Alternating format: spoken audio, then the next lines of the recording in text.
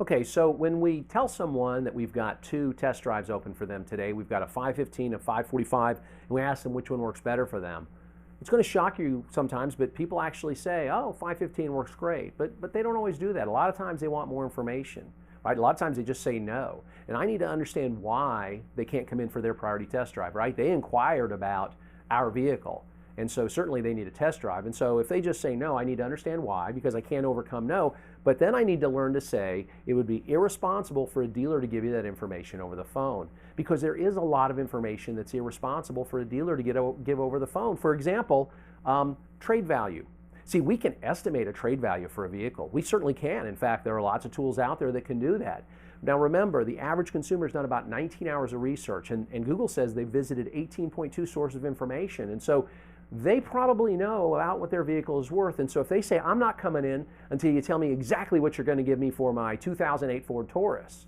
See, if we give them a number, they don't need to come in, right? And the fact of the matter is the only number we can give them would be a lowball number, because we cannot guarantee the value of a vehicle. Even if we use a tool like Auto Trader, Trade and Marketplace, that value is lowball. That value is an insult most often to consumers. And so what we need to do is we need to stop giving information. That's not our goal. Our goal is to get an appointment that shows. So let's agree that it's irresponsible to give trade value over the phone, and we need to tell the consumer that. Well, I'm not coming in until you tell me what my 2008 Ford Taurus is worth. And then we need to do this. We need to create a little excitement like, oh my gosh, Mrs. Jones, I didn't know you had a trade. You have a 2008 Ford Taurus? That's great. We can't get those at auction. And I'll tell you what, generally we're paying above book value. However, it would be irresponsible for a dealer to give you that information over the phone. See, only a trained appraiser knows what your Taurus is worth. Now, I do have two appointments open with my appraiser today. I've got a 5:15, I've got a 5:45. Which one of those works better for you?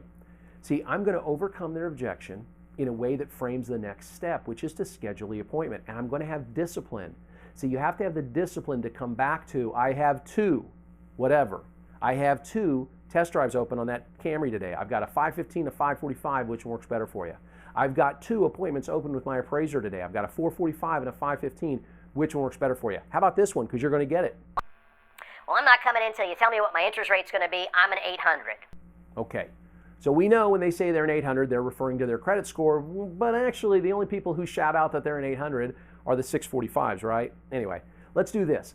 Let's agree that it's irresponsible to give an interest rate over the phone, because it is. We don't know who we're talking to. We don't know if they're really an 800. And if they agree to give us all their information, say filling out a credit app online, and then they want to call and get that information, again, we don't know if we're talking to that person, and we can't share that information with people over the phone. And so what we need to do is we need to say, listen, Mrs. Jones, if you're an 800, you know you're going to qualify for the very best credit that's out there. You're going to get the absolute lowest rate. And I can tell you this, we work with 27 banks and credit unions, and we're going to be able to get you the lowest rate that you qualify for. However, it would be irresponsible for a dealer to give you that information over the phone. Now, I do have two appointments open today with my business office, and my business manager would be happy to give you that information. I've got a 5:15, a 5:45. Which one works better for you? See, there's at least three pieces of information that would be irresponsible for a dealer to give over the phone. They really are. They're the trade value, because you can only lowball. They're the interest rate, because we don't know who we're talking to. And finally, it's the payment. Because again, we don't know all the particulars. We don't know what their trade's truly worth. We don't know how much money they're going to put down. We have no idea what their interest rate's going to be, because we don't know who we're talking to. So let's remember that. It's irresponsible for a dealer to give that information over the phone. And then let's frame the next step. Let's frame that objection that takes them to the next step. However, I do have two of those appointments open today.